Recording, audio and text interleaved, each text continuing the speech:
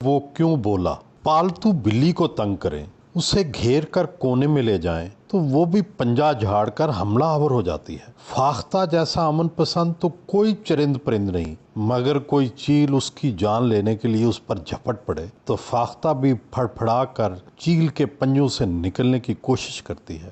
ہر شریف شہری اور ہر امن پسند کی ایک حد ہوتی ہے۔ سرخ لکیر عبور کر کے اگر شیر بھی بھینسوں کے علاقے میں آ جائے تو وہ اکٹھے ہو کر اسے بھگانے کی کوشش کرتے ہیں۔ کراچی واقعہ میں سرخ لکیر عبور کی گئی، اس لیے آئی جی سندھ بولا، اسی لیے بلاول بھٹو بولا اور اسی لیے جواباً آرمی چیف کو بولنا پڑا۔ نواز شریف اقتدار سے نکلا چپ رہا، الیکشن سے نائل ہوا چپ رہا، عدالتوں میں بار بار پیش ہوا چپ رہا، سزائیں قبول کی چپ رہا، جیل گیا چپ رہا، بیمار ہوا چپ رہا۔ سیاست تو کرتا رہا مگر طاقتور اداروں کے خلاف زبان نہ کھولی۔ نجی محفلوں میں وہ ان چیرہ دستیوں اور زیادتیوں کی کہانی سناتا رہا مگر آن دی ریکارڈ اپنی زبان پر تالا لگائے رکھا۔ مگر یہ حد ایک دن تو ٹوٹنا تھی، یہ خاموشی ایک نہ ایک دن تو ختم ہونا تھی۔ وہ لندن میں لمبے وقفے کے بعد جا کر ختم ہوئی اور پھر اس کی انتہا گجرانوالہ کے جلسہ میں ہو گئی۔ عوام کو دیکھ لیں، 2 سال سے خاموش ہیں، مہنگائی، بے روزگاری، آٹے اور چینی کی قلت کے ساتھ گزارا کر رہے ہیں۔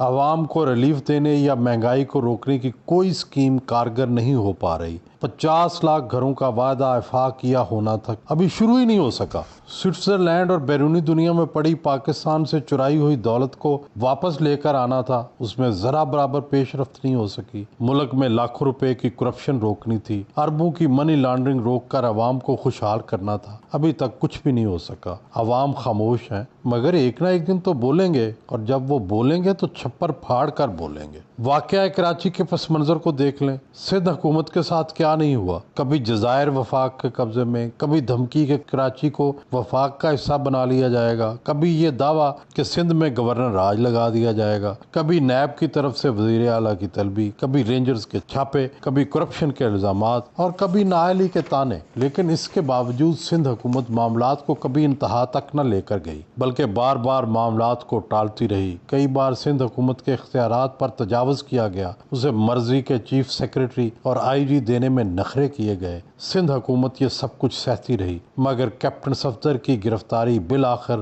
وہ آخری تنکا ثابت ہوئی جس نے لمبی خاموشی کو توڑ کر آئی جی سندھ، چیف منسٹر سندھ اور بالآخر بلاول بھٹو کو ببانگ دہل اپنے رد عمل کا اظہار کرنا پڑا۔ بلی ہو یا فاختہ، سندھ ہو یا پنجاب، انسان ہو یا جانور، سیاستدان ہو یا سرکاری ملازم، کسی کو بھی اتنا تنگ کیا جائے کہ اس کا حوصلہ اور برداشت دم توڑ جائے تو پھر وہ بول اٹھتا ہے، وہ چیختا ہے، چلاتا ہے، احتجاج کرتا ہے۔ سوال یہ پیدا ہوتا ہے کہ شکاری کیوں اپنے حدود میں نہیں رہتے؟ دنیا میں ہر کوئی شکاریوں کے بیانیے سے واقف ہے۔ کسی دن شکار ہونے والے جانور شکاریوں کی بے رحمی پر بول اٹھے تو دنیا کی تمام کہانیاں اور ان کے کردار بدل جائیں گے۔ پاکستان کے طاقتوروں کو بھی طاقت کا استعمال کرتے ہوئے گنجائش ضرور رکھنی چاہیے۔ پریشر کوکر میں سے اگر ہوا نکل کر سیٹی نہ بجائے تو پریشر کوکر پھٹ ہی جائے، اسی لیے تو پریشر کوکر میں سوراخ رکھا جاتا ہے کہ جب ابال آئے تو ہوا سیٹی کی شکل میں سب کو خبردار کر دے۔ طاقتوروں کو پریشر کوکر سے بھی سبق حاصل کر لینا چاہیے۔ بلاول بھٹو اور نواز شریف جو بولے ہیں، تنگ آمد بجنگ آمد بولے ہیں۔ پاکستان کی موجودہ حکومت نے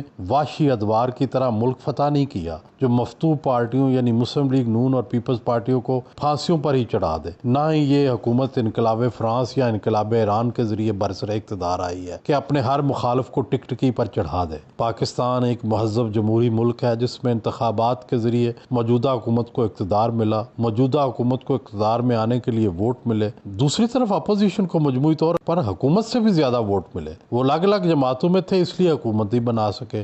گویا انتخابات نے کسی کو فاتح یا مفتور قرار نہیں دیا۔ اگر وحشی ادوار کی طرح فاتح و مفتوح والا رویہ اختیار کیا جائے تو جمہوری نظام ٹوٹ پھوٹ کا شکار ہو جائے گا، جس کا سب سے زیادہ نقصان موجودہ حکومت ہی کو ہوگا۔ میری عاجزانہ رائے میں ابھی بھی وقت ہے کہ حکومت اور اپوزیشن کے درمیان مصالحت کا راستہ نکالا جائے۔ ابھی تو صرف بلاول اور نواز شریف بولے ہیں۔ हैं। जब अवाम भी बोल उठे तो फिर एहतजाजी तहरीक को रोकना और कंट्रोल करना मुश्किल हो जाएगा। अपोजिशन का पोटेंशियल या सलाहियत जो कुछ अब तक हुआ है उससे कहीं ज्यादा है। अगर वाकई अपोजिशन ने अपना पूरा जोर एहतजाजी तहरीक में लगा दिया तो पांसा फौरन पलट जाएगा, मगर इससे हुकूमत का जाना और मुल्क और जमहूरी निज़ाम के लिए मुफीद नहीं होगा। याद रखा जाए कि तहरीकों और जलसों के दौरान बज़ाहिर छोटे छोटे वाक़यात ही बाद में बड़े हो जाते हैं, गैर अहम चीज़ें अहम हो जाती हैं। कैप्टन सफदर ने मज़ार कायद पर नारे लगाए, बज़ाहिर ये गैर अहम और छोटा सा वाक़या था, इसे नज़रअंदाज किया जा सकता था, मगर रात के अंधेरे में मरियम नवाज के कमरे का दरवाज़ा तोड़कर कैप्टन सफदर को गिरफ्तार करना